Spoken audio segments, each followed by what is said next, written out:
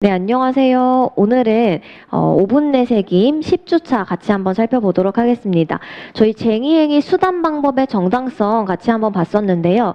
쟁의행위 수단 방법이라는 거는 우리가 쟁의행위를 할 때는 소극적인 방법, 노무 제공을 거부하는 방식의 파업이나 태업이어야 되고요.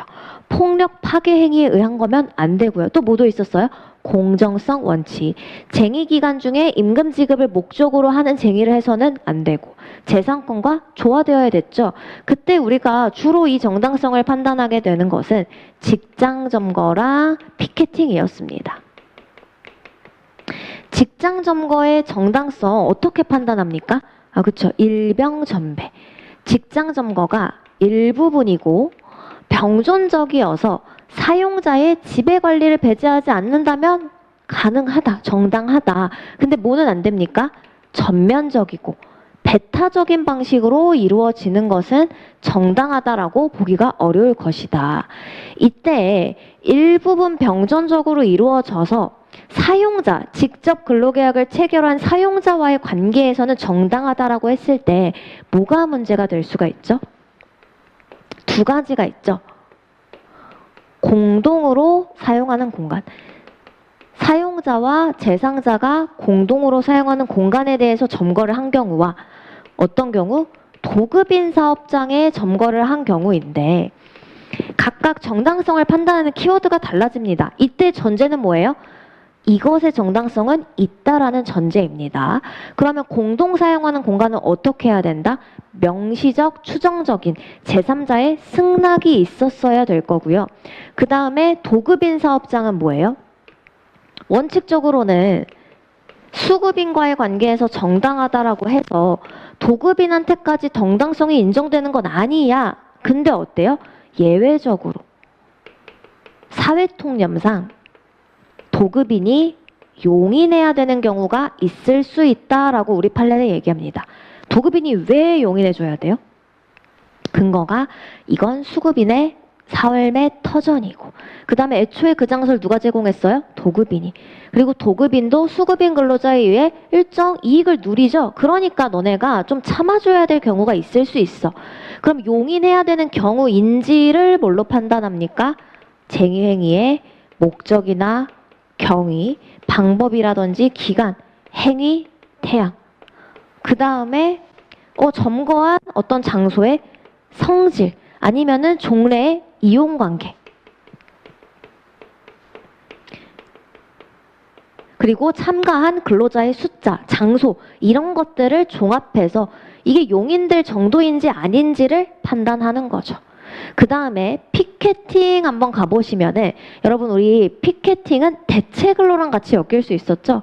피켓팅은 그럼 판단하는 게 뭐가 있습니까? 키워드가 그쵸.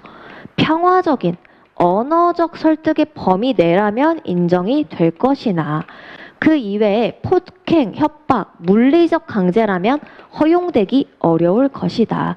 근데 만약에 이 피켓팅이 위법한 대체 근로를 저지하기 위한 실력 행사라면 일정 부분 인정될 수도 있을 것이다. 요렇게 같이 살펴봤었습니다. 그 다음에 우리 가장 좀 중요하게 말씀드렸던 형사 책임. 어디서부터 시작합니까? 노조법 4조부터 시작을 하죠. 노조법 4조에 형사 책임을 두고 있는데 우리 판례는 당연히 여러분 정당하면 형사 책임 질 일이 없어요. 쟁의행위가. 언제? 위법한 파업일 때 형사 책임 질 건지 말 건지 업무방해죄 성립하는지를 보는데 그때 쟁점은 뭡니까? 그렇죠. 불법 파업. 불법 파업이 형법 314조 1항 위력에 따른 업무방해죄인지를 살펴보는 겁니다.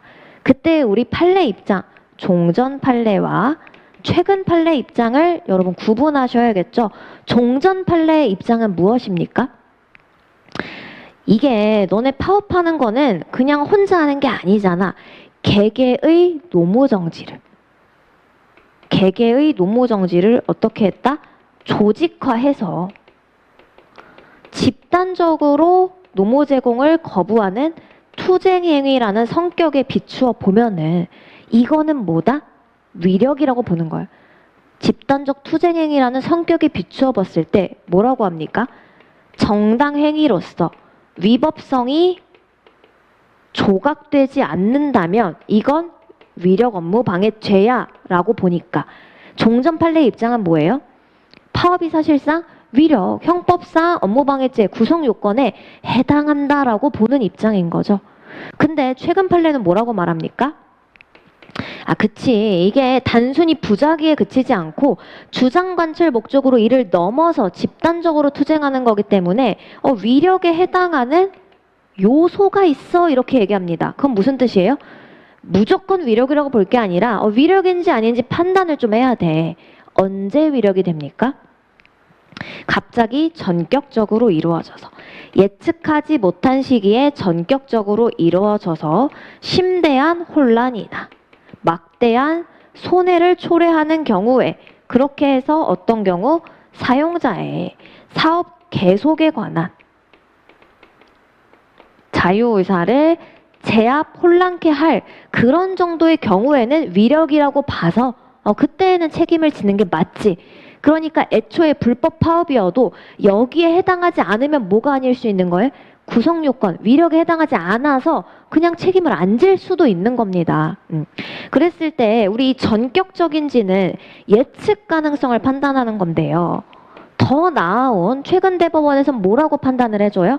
이 전격적이라는 건 존재의 관점에서 판단을 해야 되지. 규범적 관점에서의 판단은 부수적이다. 존재의 관점이라는 건 뭐예요? 전후 사정, 경위에 비추어 봤을 때 사용자가 객관적으로 파업을 예측하고 조업 대비를 할 수 있었다면 그건 전격적이지 않은 거예요.